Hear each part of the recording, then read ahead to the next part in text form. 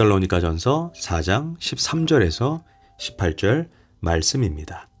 형제들아, 자는 자들에 관하여는 너희가 알지 못함을 우리가 원하지 아니하노니 이는 소망 없는 다른 이와 같이 슬퍼하지 않게 하려 함이라.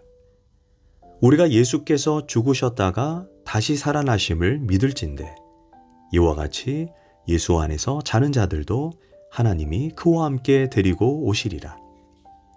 우리가 주의 말씀으로 너희에게 이것을 말하노니 주께서 강림하실 때까지 우리 살아남아 있는 자도 자는 자보다 결코 앞서지 못하리라. 주께서 호령과 천사장의 소리와 하나님의 나팔 소리로 친히 하늘로부터 강림하시리니 그리스도 안에서 죽은 자들이 먼저 일어나고 그 후에 우리 살아남은 자들도 그들과 함께 구름 속으로 끌어올려 공중에서 주를 영접하게 하시리니 그리하여 우리가 항상 주와 함께 있으리라. 그러므로 이러한 말로 서로 위로하라. 아멘. 할렐루야. 오늘도 좋은 날입니다. 데살로니가전서 4장 13절에서 18절 말씀 묵상입니다. 오늘은 항상 주와 함께 있으리라 라는 제목으로 말씀을 나누도록 하겠습니다. 고 이병철 회장이 죽기 직전에 24가지 질문을 정의채 신부에게 했습니다.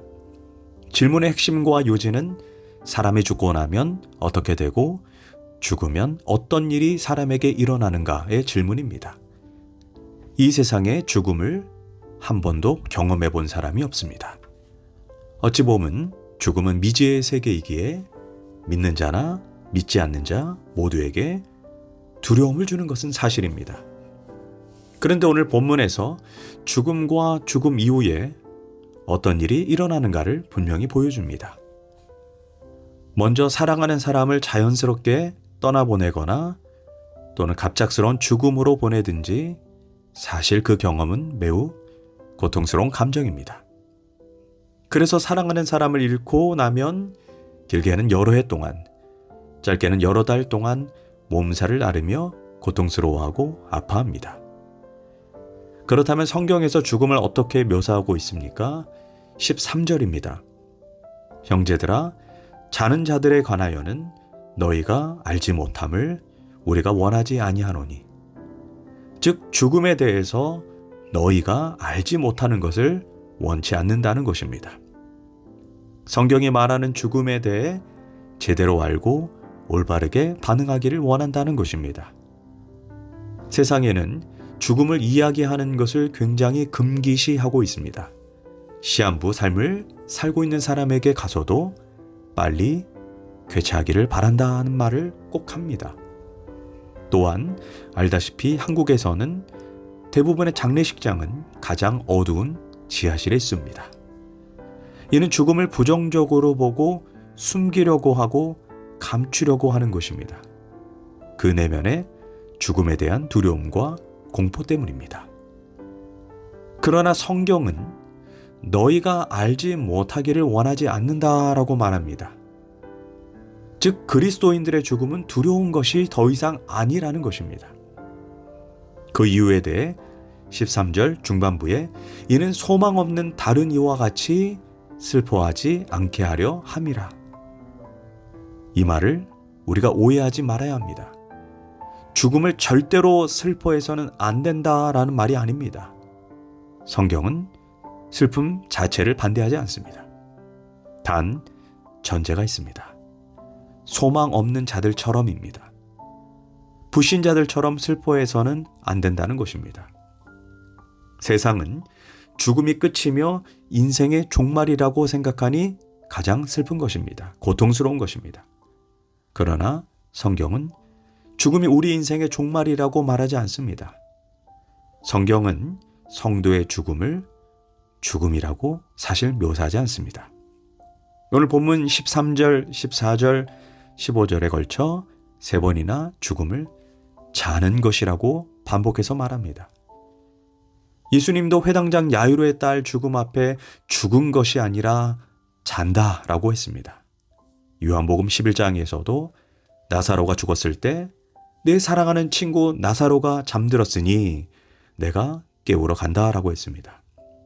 사도행전 7장에서도 스데반의 죽음도 그가 지금 잔이라라고 묘사합니다.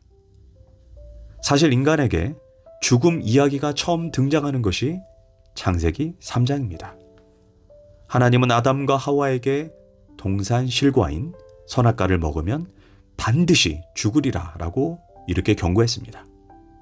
그런데 아담과 하와는 사단의 꼬임에 빠져 선악과를 먹게 되고 그 불순종의 결과 죄가 처음으로 세상에 들어왔습니다. 그 죄의 형벌로 우리의 조상 아담과 하와는 사망 앞에 굴복하게 되었습니다.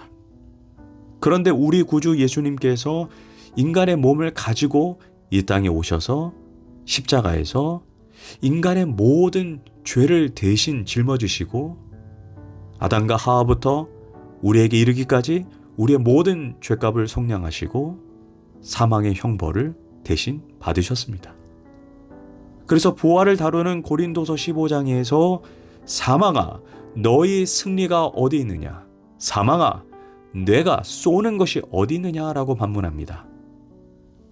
이제 사망은 예수님 때문에 믿는 자들에게는 더 이상 형벌과 쏘는 심판으로 우리에게 오는 것이 아닙니다. 비록 사망의 과정은 여전히 남아있지만 형벌의 요소는 예수 그리스도 때문에 사라졌습니다. 그래서 죽음에서 형벌의 요소가 사라졌기에 죽음에서 잠의 요소만 남게 된 것입니다. 그래서 죽음을 잔다라고 표현하는 것입니다. 이 잔다라는 표현 속에서 이제 그리스도인들에게 죽음이 새롭게 해석이 되는 것입니다. 이제 죽음은 더 이상 두려운 것이 아닙니다. 첫째, 죽음은 이제 안식입니다. 잠이 무엇입니까? 우리가 고된 하루 일과를 멈추고 쉬는 것이 잠입니다. 우리가 잠을 잘 때 피로를 회복하고 새로운 일을 할 수 있도록 힘을 공급받는 재충전의 시간이 잠입니다. 더 이상 그리스도인들에게 죽음은 두려움이 아닙니다. 죽음은 안식입니다. 히브리서에서 죽음은 성도들에게 그 수고로움을 멈추게 하고 예수님과 함께 영원한 안식에 들어가는 복된 일이라 라고 말합니다. 이제 그리스도인들에게 죽음은 이제 복된 일이지 죽음은 아닙니다. 히브리서를 보면 죽음은 성도들에게 그 수고로움을 멈추게 하고 예수님과 함께 영원한 안식에 들어가는 복된 일이라고 말합니다. 더 이상 소망 없는 죽음이 아닙니다. 둘째, 죽음은 잠이기 때문에 또한 반드시 깰 때가 있다는 것입니다. 잠을 영원히 자는 사람은 없습니다. 반드시 깨어서 일어나는 순간이 있습니다. 그때 우리는 사랑하는 사람과 분리해서 오는 고통과 아픔이 한순간에 사라지게 됩니다. 내가 그토록 그리워하던 사람과 얼굴과 얼굴을 맞대는 감격스러움이 그때 반드시 있을 것입니다. 그래서 우리는 소망 없는 자들처럼 죽음이 더 이상 슬픈 일이 아닙니다. 그렇다면 그 근거가 무엇입니까? 14절입니다. 우리가 예수께서 죽으셨다가 다시 살아나심을 믿을진대 이와 같이 예수 안에서 자는 자들도 하나님이 그와 함께 데리고 오시리라. 왜 죽음이 슬픈 것이 아닙니까? 바로 예수님께서 죽으셨을 뿐 아니라 다시 살아나셨기 때문입니다. 그런데 중요한 것은 로마서, 고린도전서, 예배소서 아니 수많은 성경 구절이 예수님의 죽음과 부활을 다룰 때마다 예수님이 십자가에서 혼자 죽으셨고 예수님께서 혼자 부활하셨다라고 말하지 않습니다. 예수님께서 십자가에서 죽으셨을 때 예수와 함께 우리가 십자가에 못 박혔고 예수님이 부활하셨을 때 우리가 함께 부활했다라고 말합니다. 그러니까 예수 죽음 내 죽음, 예수 부활 내 부활이라고 고백하는 것입니다. 그래서 예수님의 생명과 부활은 곧 우리의 생명과 부활의 확실한 증거요 표시입니다.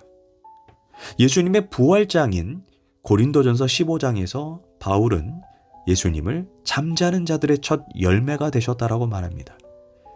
첫 열매는 농부들에게 가장 큰 기쁨이 되는 이유가 첫 열매가 맺히면 그때부터 본격적인 추수가 시작됩니다. 성경은 본격적인 부활의 첫 열매가 예수님의 부활이라고 말합니다. 이제 더 이상 사망이 우리를 통치할 수 없는 새로운 시대를 예수님이 열어주셨습니다. 그래서 믿는 자들에게 더 이상 소망 없는 죽음은 없습니다. 이제 만약 우리가 죽음의 병상에 있게 된다면 저는 조금 더 살고 싶어요 라고 말하는 것이 아닌 먼저 가서 기다릴게요 라고 인사할 수 있어야 합니다. 예수님이 사망을 이기신 것이 사망에 대한 승리의 보증수표이기에 이제 우리에게 더 이상 죽음은 두려움이 아닙니다. 그러나 데살로니가 성도들에게 죽음에 대한 의문점이 있었습니다. 15절입니다. 우리가 주의 말씀으로 너에게 이것을 말하노니 주께서 강림하실 때까지 우리 살아남아 있는 자도 자는 자보다 결코 앞서지 못하리라. 그 당시 데살로니가 교회는 예수님의 재림을 정말 간절히 사모했습니다. 그런데 금방 올 줄 알았던 주님의 재림이 지체되면서 성도 중에 일부가 죽음을 경험하게 됩니다. 함께 간절히 기다렸는데 주님이 오시기 전에 죽은 성도가 나오자 믿음이 어린 성도들에게 두려움이 밀려왔습니다.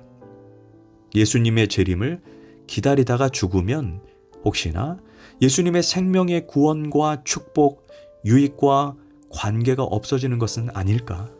또는 혹시 먼저 죽은 사람은 살아서 예수님의 재림을 경험하는 사람보다 유익을 덜 받지 않을까? 이런 두려움이 있었습니다. 그때 바울은 우리 살아남아 있는 자도 자는 자보다 결코 앞서지 못한다라고 말합니다. 이 말인즉 주님이 오실 때까지 살아있든 또는 죽든 관계없이 예수님의 완전한 대속으로 얻은 영원한 구원이기에 먼저 죽은 자나 살아서 맞이하는 자나 앞서거니 뒤서거니 할 것이 없다는 것입니다. 도리어 주님이 오시기 전에 죽었던 성도들이 먼저 일어나게 됩니다. 17절입니다. 그 후에 우리 살아남은 자들도 그들과 함께 구름 속으로 끌어올려 공중에서 주를 영접하게 하시리니 그리하여 우리가 항상 주와 함께 있으리라. 그런데 오늘 본문에서 주님의 재림에 대한 교훈을 주시는 이유가 궁극적으로 무엇입니까? 18절입니다. 그러므로 이러한 말로 서로 위로하라. 즉 종말에 대한 모든 교훈의 핵심은 위로함입니다. 그래서 우리는 죽음 앞에 소망 없는 자같이 슬픔이 우리를 사로잡게 두지 말아야 합니다. 정말 사랑하는 사람을 떠나보내야 하는 고통스러운 순간에도 우리는 소망을 가져야 합니다. 다시 만날 것을 알고 서로 위로하고 격려하여 이 땅의 믿음의 여정을 힘차게 달려가야 할 것입니다. 기도하겠습니다. 하나님, 이제 죽음은 소망 없는 자의 슬픔이 아님을 알게 하시니 감사합니다. 죽음은 예수님과 함께하는 영원한 안식임을 깨닫습니다. 그 안식날을 기대하며 이 땅에서 주님의 영광을 위해 살기를 원합니다. 예수 그리스도 이름으로 간절히 기도합니다. 아멘.